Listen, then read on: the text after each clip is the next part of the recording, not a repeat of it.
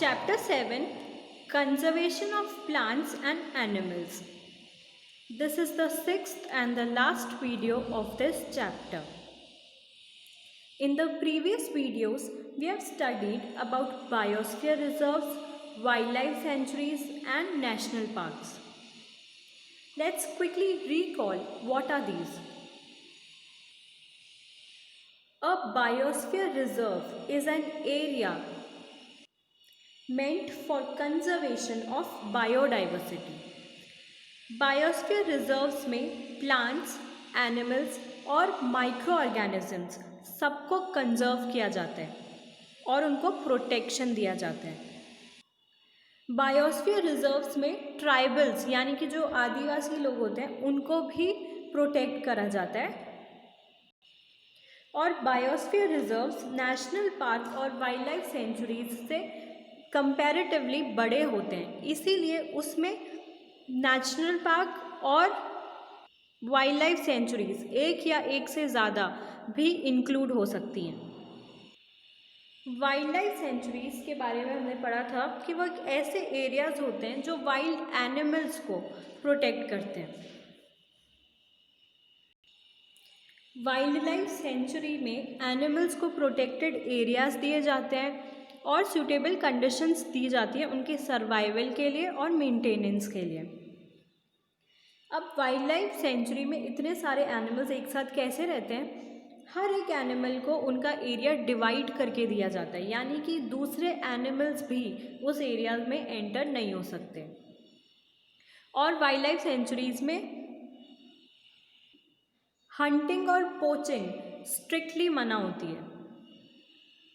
National parks wild life sanctuary से comparatively बड़े होते हैं, इसीलिए उसमें सिर्फ एनिमल्स को ही नहीं बाकी पूरे इकोसिस्टम को प्रिजर्व कर सकते हैं और प्रोटेक्ट कर सकते हैं. इंडिया का फर्स्ट नेशनल पार्क जो बना था वो था सतपुरा नेशनल पार्क. इसी के साथ साथ एक प्रोजेक्ट टाइगर भी शुरू हुआ था इंडिया में, जो टाइगर्स को प्रोटेक्ट करने के लिए स्टार्ट किया गया था, क्योंकि टाइगर्स की पॉपुलेशन बहुत कम होती जा रही थी पूरे वर्ल्ड में. लेकिन सतपुरा नेशनल पार्क में टाइगर्स की पॉपुलेशन अब इंक्रीज होती जा रही है. टाइगर्स के जैसे और एनिमल्स भी होते हैं जिनको एक्सटिंक्शन का खतरा होता है, उनको एंडेंजर्ड एनिमल्स की कैटेगरी में रखा गया है. लास्टली हमने इकोसिस्टम के बारे में पढ़ा था कि इकोसिस्टम में प्लांट्स, एनिमल्स और माइक्रो ऑर्गेनिजम्स आते हैं और वो सब मिलकर एक इकोसिस्टम को बनाते हैं. इकोसिस्टम के और भी कंपोनेंट्स होते हैं जो कि नॉन लिविंग होते हैं, जैसे कि क्लाइमेट, सॉइल और रिवर डेल्टास. हमने प्रीवियस वीडियो में रेड डेटा बुक के बारे में भी पढ़ा था कि रेड डेटा बुक में जितने भी प्लांट्स और एनिमल्स एंडेंजर्ड हैं उन सब का रिकॉर्ड रखा जाता है. Now moving forward to migration. Some birds are called migratory birds because they fly from other parts of the world to India. Migratory birds fly to far away areas every year during a particular time because of climate changes. They fly for laying eggs as the weather in their natural habitat becomes very cold and inhospitable. Birds who cover long distances to reach another land are known as migratory birds. कुछ birds migratory birds कहलाते हैं क्योंकि वो migration करती हैं, यानी कि वो एक जगह से बहुत दूर दूर तक दूसरी जगह तक जाती हैं, क्योंकि जो उनका नेचुरल हैबिटेट होता है यानी कि जहाँ पे वो रहते हैं वहाँ का या तो क्लाइमेट चेंज हो जाता है, जैसे कि वहाँ पे बहुत ज़्यादा सर्दी हो जाती है कि उस क्लाइमेट में रहना उनके लिए इम्पॉसिबल हो जाता है, इसीलिए वो दूसरे पार्ट्स में ट्रैवल करते हैं. दूसरा रीज़न ये है कि माइग्रेटरी बर्ड्स अंडे देने के लिए भी दूसरी जगह पे ट्रैवल करते हैं, यानी कि उड़ के जाते हैं. और माइग्रेशन हर साल होता है, हर साल करती है ये बर्ड्स माइग्रेशन। पूरे साल में जिस भी टाइम माइग्रेटरी बर्ड्स माइग्रेशन करती हैं उस टाइम को माइग्रेटरी पीरियड बोलते हैं, और ये पीरियड मेनली क्लाइमेट चेंज का पीरियड होता है। 7.11 रिसाइकलिंग ऑफ पेपर। इस टॉपिक को इस चैप्टर में इसीलिए इंक्लूड किया गया है क्योंकि ये भी डिफॉरेस्टेशन का एक मेजर कॉज है। As it takes 17 full grown trees to make 1 ton of paper. 1 ton paper बनाने के लिए 17 पेड़ लगते हैं। Paper can be recycled 5 to 7 times for use. Paper को 5 से 7 बार वापस से रिसाइकिल किया जा सकता है यूज़ करने के लिए।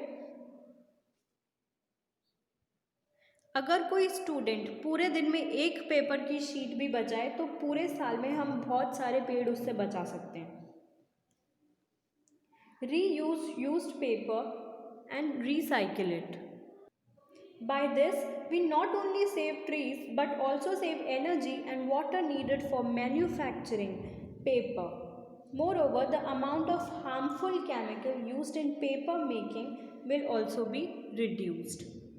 पेपर रीयूज़ और रिसाइकिल करने से हम जो एनर्जी लग रही है और जो वाटर लग रहा है पेपर को मैन्युफैक्चर करने में वो बचा सकते हैं, और पेपर के मैन्युफैक्चरिंग में जो केमिकल्स लग रहे हैं वो भी बचा सकते हैं, कम यूज़ में लिए जाएंगे। फिर our next topic is reforestation. The answer to deforestation is reforestation. Deforestation हमने पढ़ा था कि पेड़ काटने को डिफॉरेस्टेशन बोलते हैं और पेड़ लगाने को रीफॉरेस्टेशन बोलते हैं। तो जितनी भी प्रॉब्लम्स अभी तक डिफॉरेस्टेशन यानी कि पेड़ काटने से हुई है उसको हम रिकवर कर सकते हैं रीफॉरेस्टेशन से यानी कि पेड़ लगाने से। Reforestation is restocking of the destroyed forest by planting new trees. जो भी फॉरेस्ट डिस्ट्रॉय हुए, ख़राब हुए पेड़ के कटने से, उसी जगह पर वापस से पेड़ लगाकर उन फॉरेस्ट को वापस से रीस्टॉक कर सकते हैं यानी कि रीस्टोर कर सकते हैं। The planted trees should generally be of the same species which are found in that forest. जो स्पीशीज उसमें पहले से प्रेजेंट थे जिनको काट दिया वही स्पीशीज के पेड़ लगाएं तो ज़्यादा अच्छा है। We should plant at least as many trees as we cut. Reforestation can take place naturally also. If the deforested area is left undisturbed, it reestablishes itself. Reforestation खुद भी हो सकता है अगर हम जो एरिया डिफॉरेस्ट किया है यानी कि जो पेड़ काटे हैं जिस एरिया के, अगर उसको अकेला छोड़ दें, अगर उसको डिस्टर्ब नहीं करें उस जगह को, तो पेड़ अपने आप उग जाएंगे। In natural reforestation there is no role of human beings. We have already caused tremendous damage to our forest. If we have to retain our green wealth for future generations, plantation of more trees is the open option. In India, we have the Forest Conservation Act. This act is aimed at preservation and conservation of natural forests and meeting the basic needs of the people living in or near the forest. India में एक act बनाया गया है जिसका नाम है forest act, means forest conservation act. उस act में नेचुरल फॉरेस्ट को और जो लोग वहाँ पे रहते हैं उनकी ज़रूरतों को यानी कि बेसिक नीड्स उनका बहुत ख्याल रखा जाता है ताकि फॉरेस्ट को प्रोटेक्ट कर सकें। With this we are done with chapter 7 conservation of plants and animals.